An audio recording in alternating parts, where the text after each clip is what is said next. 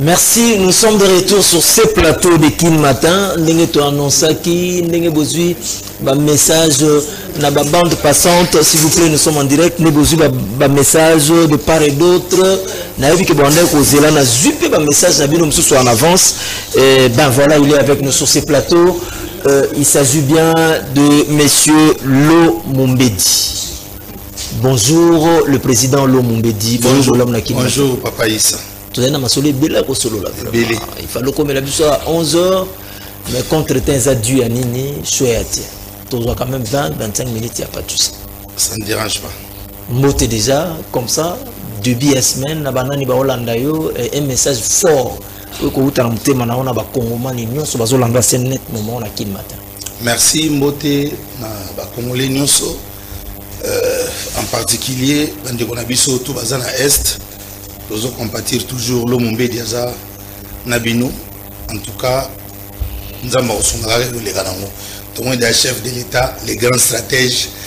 Donc, Kalaté, Péozanango, c'est un peu ça. D'accord, on a Est déjà, la fois passée, tu as un côté, on a Goma, on a Kabadon. Il y a justement vraiment à féliciter. Tu as un message belé. Le leader, il faut bazala parce qu'il y a Koma déjà. Nous, bazala kaka, tout bruit, blablabla. Mais Lo Mumbedi a déjà à côté. Perception a résumé les grands derniers. Attends une minute ou 2 minutes. Non, bon, tu as visité. La fois passée, tu l'as accepté. Oui, tu as visité à Banderonabiso, bateau Kimara Pemeli Pemeli. Tu as visité à moi, dans le cadre d'Asbel à nous le Congo. Oui.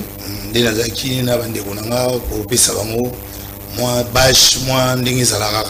Tu assistes à Bango, quoi, étant qu'il va Congolais. Moi, mon cœur de Zagi, Namoto Kabona Bango. Merci. À nous le Congo maintenant. Bonne évolution Nango. Très bien. Comme dans la 2025, hein, très bien. À nous le Congo. À nous le Congo, parce qu'on a déjà comment message mot. Il y a Lo Mumbedi, tout les a Weranson. Non, à nous. Précisez le bissonnet. Tantôt tout le monde a Weranson, tantôt tout le monde a Lo. Non, Asbel à nous le Congo. Oui. Ezagi idéologie à Yemoko Weranson a salué en passant. Mais ce qu'il y a un encadrement normal et pas Lo Mumbedi. Ok. Donc c'est un peu ça. Les lots dans un cadre Asbel à nous le Congo. Ok. Donc Barnchangu égale à Lo Mumbedi. Donc tout ça, mais ça a idéologie à Weranson. Merci beaucoup. Tu as eu précision Nango. Bonne arrivée. Tu as profité pour te faire ça. Félicitations à eux au cours de cette émission. Na Kombo Yabana Changu Nyonso et en particulier parce que tu as une nomination. Est-ce que tu as une précision dans l'imbolé la biso? Bon, Nathalie a timing, et puis tu as en tout cas, honorable aimé Pascal Mongolo Konda, Bambo Théâtre, donc tu as un scénarque. Scénarque, c'est victoire, scénarque, victoire, scénarque, victoire. Au cadre, tu développement. D'ailleurs, l'image, dans mon attente, en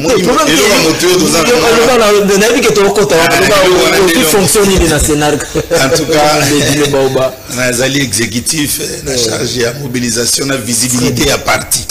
Et puis, interfédéral adjoint, donc nous avons quoi. Félicitations. Lo Mumbedi likambo bengi la ki olilo tout monde ba image moko leki na réseaux sociaux likambo yo ngamo personnellement na ki ngo passe. Qu'est-ce qui ne va pas avec le patrimoine et l'État?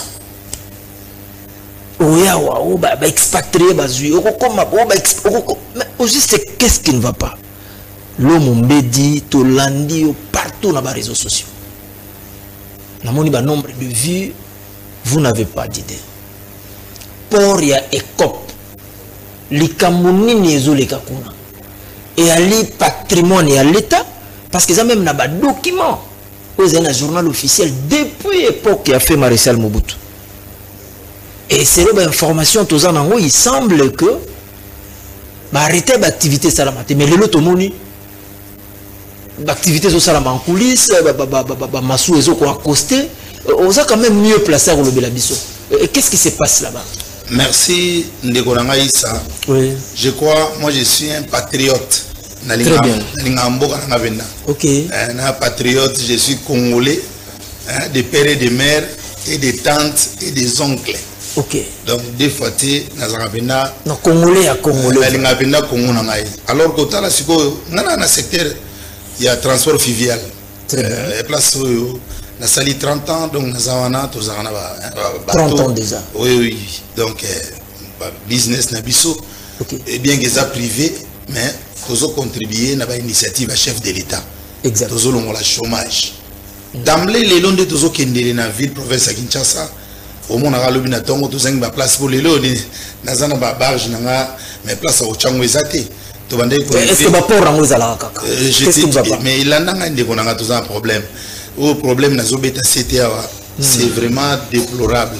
Et ça la passe comme on a patrimoine congolais libanais à s'encaparer nango.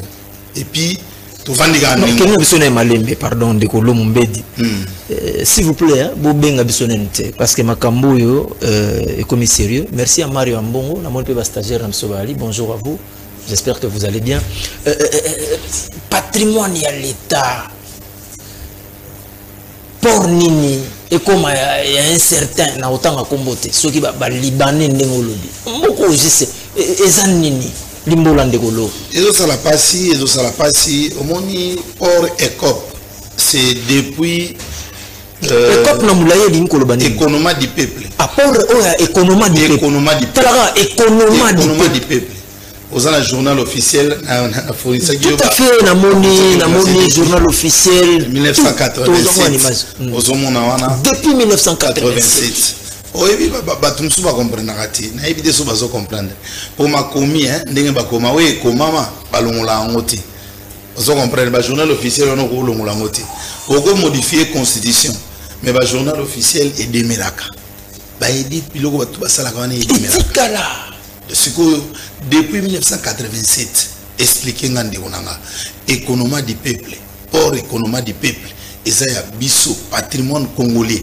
Mais lelo biso ngai naza armateur, naza une organisation ngai ba manutentionnaire, ils ont faire vivre population pour la minute ils ont envoyé développement. Misal les apenda et beleti sur 100% au monde attend soit basara à 20%. Donc les losos so longola mo abilo ko na ba côté privé, toujours accompagner pe chef de l'État, toujours développer pe mboka na biso. Mais tout le monde a libanais mo ba ye na éviter soki ya somba ki soki procès, soki nini nazo linga onda. Na saluer le sousou, na saluer papa na biso. Ouais, ministre de la Justice, donc papa Constant. Excellence Constant. En tout cas, tout le monde a qui, lettre paysanne à recevoir, qui a payé qui, à tout n'a qui pour commer la qui, pour biso toujours accentuer. À la lettre à komaki, à tout ni bango, nani yango à kangi et loko eza patrimoine congolais. Mais un Libanais, il y a société Sosimex. Nazo limbolé la société Sosimex. Sosimex car Sosimex. Balobi ba senga ikutu ke non ba kangina no momentanément pour balanda procès. Mais na minute pour wana ezo salama na bénéfice ya ba libanais. Siko biso ba patriote. Otozana ba bloko na biso ba longoli yango wana. Na ebiti likambo ekole kaningo wana te ba konzi ya l'état ba tutu bazolanda likambo papa na biso mutamba. Donc na ebiki wi na tonga. En tout cas, coup de chapeau dans le sala. Nazo beta mbela, tozo leka na média pour zaper force pour tout loba.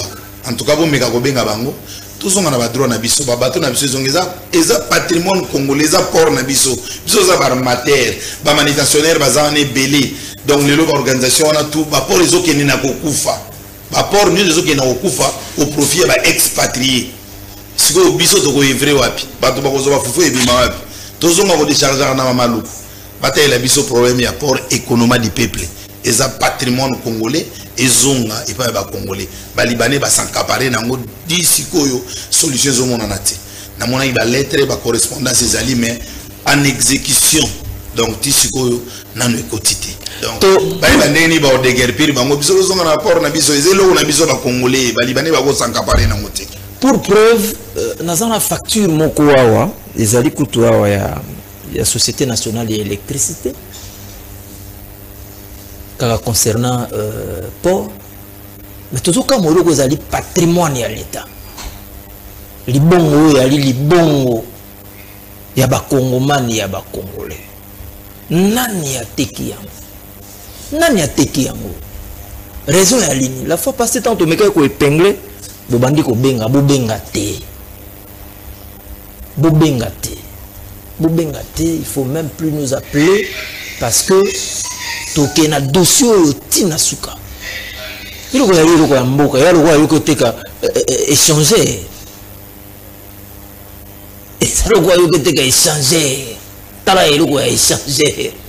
To foire fikini ya République démocratique du Congo na Kinshasa au teki. Ou bien on attra. Ou bien on teki on attra. Bande ko balandi vraiment mboko yo. Maramsou ça la passe. Il faut plus nous appeler Bobengate. Bobenga pété, boya pété. Donc beta c'était na dossier au kino na suka. Pour ya ekop. Bozolanda biso bien. Excellence Jean-Pierre Bemba Gombo. Tala likambo pour ya ekop. Excellence Constant Mutamba. Tala likambo ya pour oyo. Une fois na leka ki wana je vis comment est-ce que bande ko bali ko sala musala mais ba ko kenda wapi. Et comme privé na ndenge nini en plus ya li patrimoine ya l'état. Na ba journal officiel c'est comment déjà na ndenge ya sakamata. Ndekolo Mumbedi tozong c'est le maloba. En tout cas, papa Issa, je crois, ils ont ça la passe, mais tu as dit que chef de l'État, les lois ba conduit des autres correct. Coup de chapeau na chef de l'État, calamité, tous on a maramutu ya est et olala. Donc chef de l'État déjà droitir ne yazo tambola na ngwana. Après si tous appelez na papa Constant Mutamba, coup de chapeau. Tout le monde a dit déjà. Est-ce que le monde a dit déjà excellence ministre bien sûr que oui, parce que na uta ko mona uta ko ça va papa na droit na bango correspondance bon ils ont répondu qu'ils ont récent et Zaki à janvier mais il n'y avait pas la suivi, c'est-à-dire à répondre qui matina ki bala ki saye batunini oyo ba osankaparé na patrimoine congolais mais jusqu'à preuve du contraire na mona ki réponse moko ya malonga et salamagiti na yango tozo beta lisusu mbela ngai ndeko na bino Lomo Mbedi tant que patriote congolais et puis au cadre na Sénarque donc liloyo toza yemoko toza biso moko na honorable Aimé Pascal Mongo Lokonda na saluer pe toza na kati ya union sacrée tozo défendre l'intérêt na biso intérêt général na kondi matena mona population na biso oyo evrakawana bazana libanda mais pour rango eza wapi tous on a précision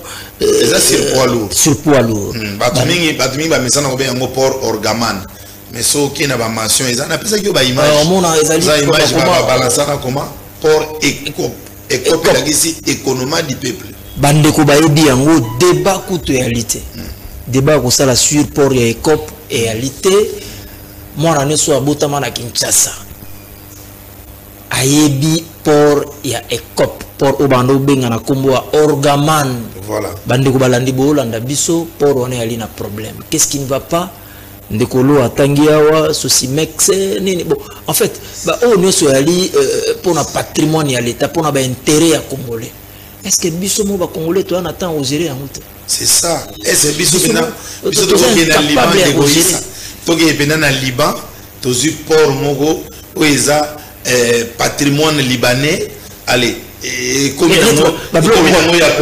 y a pas port na ebité bande ko na biso bazali banda o bavanda kana balima bamboka bapaya ese ba woki ne bena na Belgique bazubi na port na bango ya ba Belge wane komi ya congolais moko mais ce qu'on a ni pas na biso za facilité boy et ko koma nini yango wa ba sankapani na ba non to le bilali kambo zo transport fluvial ba port mingi wana on dirait comme na mbiringa likambo ba port na biso soko kei ba place mususu omona exigence belé mais alors ba martoza na zona maman et baby popula ba porteur ba drogadaire ils en a ba misale belé et ça la au bénéfice ya ba congolais un chef de l'état donc ça déjà biso ba activité na biso ya transport fluvial tozo longola déjà chômage alors tant muto a privé biso et le beza biso mogo libana bika komi ya acha ba loi na ebité ba sombi yango wapi banini mais bozana boza quand même na média wa foba ba pusana ba lakisa ba sombi eloko oyo ya patrimoine congolais na maboko nani et puis nani a pesi bango ole biso sikoyo to vrai ba biote ba bato ani ozala te bango moko un libanais azo konza na mboka na biso neloko na biso mo solo non si quoi tout que ne venait tout le bar na lingala face na lingala passe et ça va passer pour jusqu'à preuve du contraire bazo continuer toujours pour exercer ba service au profit na bango mais biso yo batindiki ba maçon biso libanda to charger baté to sala musala baté non ndeko Issa bonjour kin matin merci na première partie merci na seconde partie eza mawapo na mboka na biso félicitations na ndeko Lomombe dindenga telemi abanga eloko te toza derrière bonjour ndeko Issa pona nini esalamaka na Kinshasa tourner la biso ndeko obozane na plateau sikoyo désavantage na bango et komi côté nini na ndenge basala musala na bango mais quand tant tozolo bakeno to komo kende sikoyo na donc komo kende sikoyo na pénurie ya ba port premier désavantage ba maswa ya to charge rapide de décharge sotali lelo récent ba activité na biso to eki place mogo ezara périodique na on a saison sécha to zana difficulté à recharger za port mama baati mon port ya baati je crois ba tout ba ebiango o ba nje na biso presque tout eki kuna au leto e vrai ndenge to zala na port ya orgaman ko eza tout saison siko un libanais moko aye akanya bengane biso e bisangeza des difficultés énormes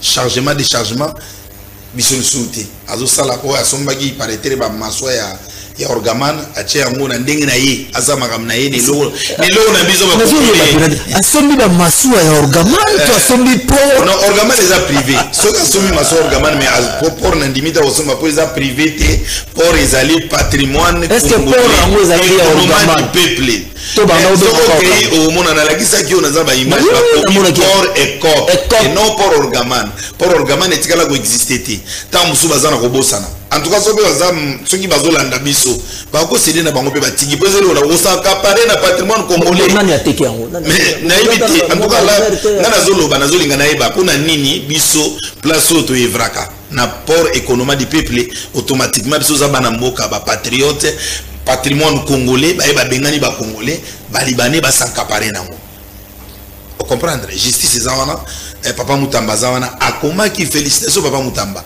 mais ce qu'on a minute banda lettre wana il y a janvier jusqu'à preuve du compte de zokende tout le monde qui suivi na mwezate ya ngonga Lomombedi nazar mater nazape na organisation ya ba manutentionnaire tout ya ville ya Kinshasa na yeko beta mbela par rapport ya makambo protocole la gabo été donc vani ka ba beba ju na bia tout le bango siko donc ba rwandais ba ya ba agresser biso ba libanais ba agresser biso mais on a des agressions donc ba ju etandi na biso ba comme ya bango agression ka na bango sans tenir compte que ça patrimoine congolais no ba beba s'accaparer na ko ya bango non eza normal te batika por na biso ezonga normal donc dozolo bango wa ministre na biso ya justice baza papa moko azobeta penda tonga donc azolanda za na droiture mbelo tozobeta donc tolingi to kapima résultat palpable tozonga to evre port économie du peuple eza patrimoine congolais biso photo evre wana bako benga na biso te no bénéfice ya ba expatrié. Merci ba message comme belé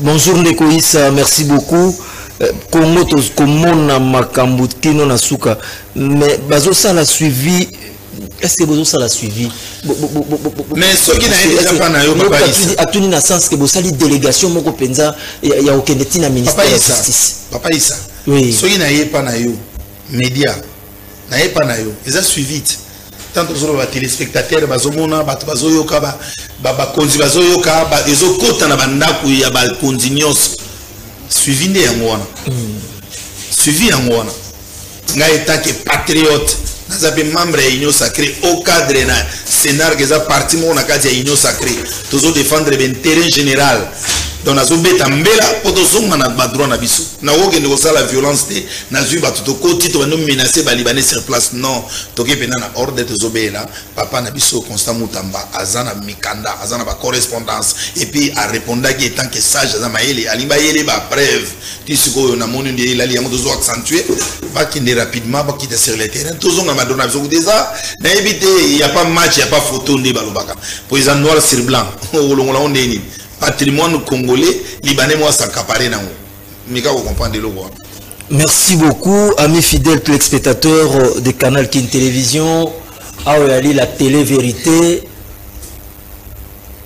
n'a pas si bolanda biso bosala ba monitoring na ba ministère bandeko bolanda biso na ministère ya justice bozwa déjà belément bandeko bolanda biso de partout na ministère ya transport boki oezali koleka bakonzi ya mboka boyoka makambo yali koleka na port ECOP ou abengaka orgaman pour économie du peuple.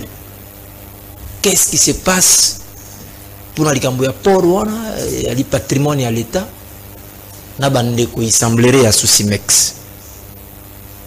Les autres sont comme la première partie. Je vous signale déjà qu'après ici je suis obligé na kitanga moko li sous na port wana. Na bandeko qu'est-ce qui se passe parce qu'il y a boyeto ko kotika boyeté. Je rappelle encore bobenga li sous-souté. Bobenga li sous-souté. Oh, il y a l'intérêt général, il y a des Congolais, il y a des Kinois, il y a l'intérêt général, il y a des Congolais, il y a des Kinois. Biso a to prôner vérité, il y a les télé-vérité. To lingi vraiment justice et salam. Ndekolo mumbe dit to zongi na yo, to pesio 2 minutes, ota la caméra oyo.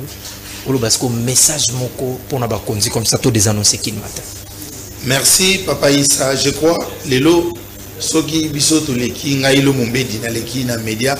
Nayaka te kaka pona sepelisa ba téléspectateurs mais nayaka ko lancer ba appel eza très important to botika mboka na biso te ezala bo to yebi photo aider chef de l'état ko yemo ko contrôler makambo nyonso te yo nazobeta mbela ekota na directement na ndaka chef de l'état et qu'elle directement na ministère ya justice ya transport ministère ya transport papa na Jean-Pierre Bemba wana botala likambo ya port et économie du peuple les patrimoine congolais.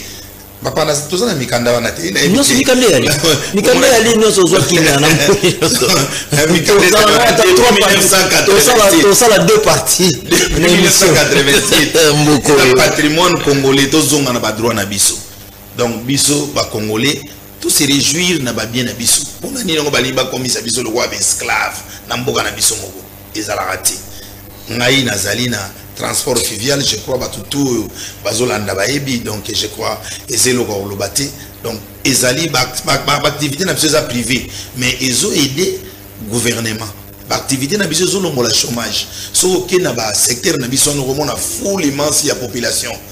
Il y a beaucoup de makambo ça na makuno bénéfice à l'état, au bénéfice pour la population congolaise. Donc je crois que vous avez rupture vous été boula tongo bola mui karaoté or comme ya biso bolo wana wana tititi to la makambo économie du peuple na sengi na ba continuance donc makambo za na mboka na bino donc ceux qui biso do beti mbela te mutakoyate nous sommes des patriotes donc na linga mboka na trop na mona telo nini na wolinga wolega Congo siko na mona ko télévision na Congo donc message na pesi wana ekota direct et pas ya moko papa Mutamba ekota direct na chef de l'état na ebike droitier ezali talaka ndete aussi ça makeila est et comme vider chef de l'état coup de chapeau donc diplomatie on a fait que na biloko nyonso pour biso mo se sentir à l'aise na mboka na biso donc c'est un peu ça. Merci Mbotena ba ndekomi balé. Merci Mbotena chef de l'état donc merci les sous na population ya mboka mobimba merci na bandeko nanga ba armateur merci na Sénarque yemoko Aimé Pascal Mongolo Konda l'honorable donc moi tout le bamingi ezate autre temps autre merci. Merci Tobosani Lizarate. De tous les temps. Merci beaucoup l'homme Mbedi Bobo. Ce sont des propos qui n'engagent que l'eau. Ce qu'on monique au alubi ezabongote yaka depuis pour bengaki ozo yate l'homme Mbedi alubi to Hollande lango tina suka. Eza patrimoine ya l'état. Messieurs mesdames, le temps pour moi, il y a